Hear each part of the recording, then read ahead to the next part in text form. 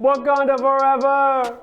What's up, y'all? Welcome to the Theology and Show, where we combine the lofty and the regular by talking reviews, trends, and of course, theology. And in today's episode, we are talking about Black Panther, Wakanda Forever. I just saw the movie like 8 minutes ago, so I'm fresh, I'm hyped. I was emotional, I'm not gonna lie, man. The film is beautifully done. Just in terms of its colors, its sound. Of course, we're going back to the world of Wakanda, and it's a beautiful place to visit. I'm going to spoil a lot, so spoiler alert, you better pause this right now. If you have not seen it, you may not want to watch this review in this Theology and episode. If you don't care about spoilers, because you just like, I'll roll, all right, let's keep it moving. But man, as I said, the film was beautiful. The sound, again, continues to just amaze me as they bring in music that feels true to Wakanda, and also Telokan, which is the new kind of world that we get introduced to through Namor and his whole kind of tribe of people. There was a lot, man. There's a lot. The story was rich. Of course, we're entering into Wakanda post Chadwick Boseman's passing, and so you have this sense where you feel like there's so much against this movie being good. Because not only are you going up against the first movie, which was like world altering, and then not only do you got to follow up with the fact that Chadwick is no longer here, right? And so how's this movie going to respond? And I felt like the story was so rich. It's a human story. It's very heavy and emotional, but the characters were exciting. Shuri did an amazing job. Angela Bassett is the queen. Ramonda was just like so compelling. The new villain, man, I think Namor is like one of the best villains we have. And I'm not just saying that because I'm half Hispanic and the dude's from Mexico. Like, there's a little bias. Of course there's some bias, but he's incredible. I felt like his take on the character, his intensity and emotion, and the way they wove in his story, the story of his people, and even how that fits into our own processing of history, how we've hurt people, how we've abused our roles of power, how we've colonized. I know it's a scary word to say today, right? But like all of that is thrown into helping us understand his hurt, his rage, his passion. The other thing that really stuck out to me is the development of Shuri in this. Obviously, she's the brain of Wakanda. She's probably one of the most brightest, people that the country's ever given. Even though T'Challa in the comics is still regarded as the most intelligent one, even though that didn't always come out in the first movie or in the other films that he was in. But her development as a princess who's grieving was so well done. Other things that I loved about the story, I love the banter back and forth, especially when they enter into the U.S. and they're going after Riri, who's the Ironheart. Yeah, she plays Ironheart. I almost blanked on her name. But I just love the interaction there between them. Visually, this movie's incredible. You got warriors underwater, freaking holding on to whales, getting launched onto a bridge at night, getting ready to fight some people. Like, it is just so good, man. It's hard to make a case against Ludwig Göransson, who is the guy, I hope I'm saying his name right. He's the guy who does the soundtrack, man. But it's hard to make a case that there's a better producer when it comes to weaving in a sound and an emotion that feels true to the story, and makes you feel something like in the moment, man. It is like the guy is a genius, and of course his fingerprints are all over every part of this movie when you're hearing what's happening, when you're feeling what's happening. And I think overall, man, this movie was made not just to kind of continue the Marvel story, the Black Panther narrative, but it was also made for us as people who are working through grief. Grief is a central theme in the movie. It opens with Shuri trying to save her brother T'Challa, who's got this mysterious disease that's going to take his life. And what I found beautiful about the opening, like painfully beautiful, was that it opens with her praying. She's praying to the Panther God in the moment. She's kind of whispering prayer. And she says these words, which I think we've all prayed to some degree, if you're a praying person: God, if you save my brother, I'll believe in you. And I just think that is such an honest way to talk to God. And many of us have had those kinds of experiences where, man, God, if you do this, I'll believe in you. I'll give you everything. I'll trust in you. I'll give you my life, right? Because she's a scientist. She's a brilliant woman. And she struggles and he kicks against tradition. That's something that's kind of woven into her character a bit. And you see her in desperation, even as brilliant as she is, she's trying to save her brother, and she prays. That prayer is not answered. Her brother passes, and she is spent just spiraling into a grief. And I think it's a powerful story and picture of how somebody who's really, really important is going to deal with their grief. And I think it poses a question to the audience too. Will our grief get the best of us and lead us to rage? You know, at one point she talks about wanting to see the world burn. She's so consumed with pain, with loss, with grief, that she's ready to see the world burn for the fact that her brother is now, gone. That's a real sensation. We come to find out the villain Namor is also working through his own grief and loss, and that's what drives him, And between the two of them, which, by the way, I think their fight scene at the end in the desert, like this desert plain in the middle of the ocean, I don't know how they found that, but they did. They found this desert chunk of land in the middle of the ocean. Plot hole maybe, I don't know. But their fight scene, if you noticed, it was not a lot of CGI. It was slowed down. I felt like a fresh way for Marvel to shoot a fight scene between the two main characters who we knew were going to have this moment of collision. It's such a raw, painful way to watch them fight too, because you can tell they're not just physically fighting, they're emotionally fighting. They're fighting themselves and their own grief.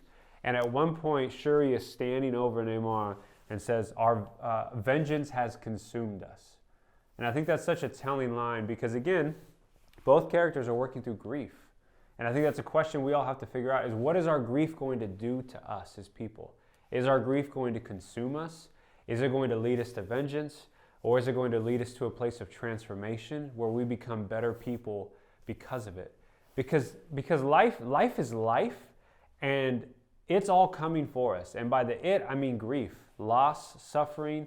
We will lose people. I mean, the audience is sitting there mourning the loss of Chadwick Boseman, right? And so her statement I find to be so, so important. Like, vengeance has consumed us, and there's got to be another way. And she actually ends up using her power to show mercy, which is such a rich, I think, picture of the gospel, and we'll get to that in just a moment. But the fact that she's able to confess that and acknowledge that, I think, is really, really important.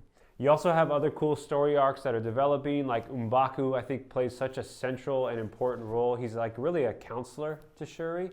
And in fact, there's one point that I think helps us understand you and I having different connections, especially when we find ourselves in grief. Listen up now. There's a moment where Shuri is grieving not just the loss of her brother, but now the loss of her mom. Queen Ramonda died. She's drowned under this attack that Namor leads. And in this funeral scene, Shuri steps away, and M'Baku kind of walks up to her, and he can tell that she's distraught. And he makes this statement to her. He says, "Don't bury yourself in technology." Right? In other words, what he's saying to her is, don't allow your grief to drive you further away from people, and don't allow it to just drive you away from actually dealing with what you need to deal with. Because again, she's a scientist, she's brilliant. She can just go into this world and let her vengeance really drive her. But he says, don't bury yourself in technology, which I feel like is a prophetic word for us in America today too. Like there's a way in which our devices have numbed us to actually processing the real emotions that we all experience and go through.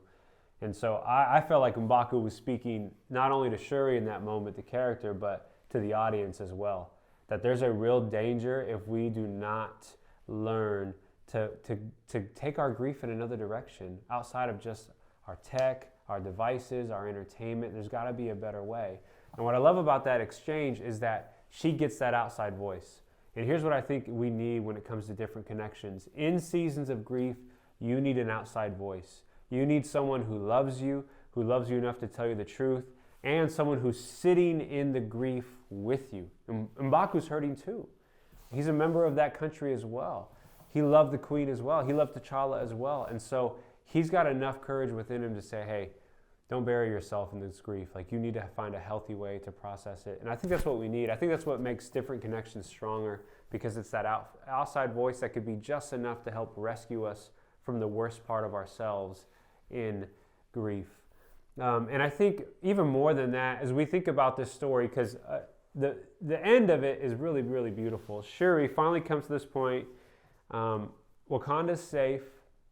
She's the hero. She's kind of returned as Black Panther. Like, I think that's where it goes. But she ends up visiting T'Challa's wife, Nakia, and also discovering that T'Challa has a son who he's hidden. And she does so after she's been sitting on the beach, and she's finally come to a point where she's willing to burn the ceremonial clothes that she was wearing at the funeral, which she was unwilling to do in the past. And her mom, the queen, was encouraging her, hey, you need to burn these. You need to work through the stages of grief. She refuses to do it. At the end of the movie, she's doing it. And here's why this is so important when it comes to kind of our theological understanding of grief. The movie opens with grief, and it ends with grief. It's bookended with grief. And I think that's one of the most honest pictures you can take of life at times. Sometimes new life is born out of death, and something new comes out of also a season of death. But this movie opens with T'Challa dying. The Marvel Studios montage is completely quiet. You just hear wind, and you just see shots of T'Challa. Like it's real. You feel like you're at a funeral honoring this person, which is very, very real. And it just, man, it makes you feel a kind of way as you're watching this movie. But then it also ends with Shuri, guess what? In silence. She's in silence. And I think the reason why that's so compelling for us as we think about Christian life and as we think about a theology of grief is because God meets us in the silence. And sometimes there's nothing to say, there's nothing to do other than just to be silent. And I think artistically, this movie captured that part of grief. There's parts of us where we have nothing to say, nothing to do, just to kind of sit there and let grief have its way with us. We need to be able to do that. And I think as Christians, what makes this movie so hopeful, and what I think in its own unique way kind of points to the gospel, is that in the Christian message of Jesus, you have a God who suffers and who grieves. Not only do you have famous stories like Jesus raising his friend Nazareth from the dead, but you have before that Jesus weeping at his own gravesite. More than that, you have Jesus dying on a cross, dying in grief, crying out to his Father, why have you forsaken me? The God of the Bible is a God who is very familiar with grief, which is why I think we can entrust ourselves to him.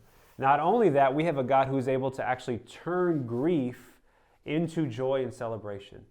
Wakanda has a belief that death is just a doorway into the next life, which is why they wear all white in the funeral scene, because death is not the end. White for them is a way for them to celebrate the fact that they're now entering into new life. Well, guess what? The same is true when it comes to the Christian gospel. We believe that death becomes a doorway because we have a God who has not just experienced grief himself, but he has swallowed it up. He's defeated it so that it no longer can hold us down, and it actually becomes a doorway into the world that we were always made for, eternal life, as Scripture calls it. And so I think in Jesus particularly, you have a God who not only knows how to grieve with you, gives you permission to grieve as a human being, but also offers you a promise and a new life through grief and through our deaths. And for me, that's what I think makes the movie so compelling. I'm not ashamed to say this. I wept during this movie. It was so emotional, but it also made me appreciate the Savior all the more. And I think that's what the best of our stories should do that. The best of our art has the capability to do that. It has the capability to lead us to worship and to be grateful for the good news that we can have and find in Jesus Christ. And so I hope you enjoy Black Panther: Wakanda Forever. It is so, so good. Of course, it's got its issues. Find me in person. We'll talk through them. I rank it high up there. I mean, Black Panther for me is in my top 3 Marvel movies of all time.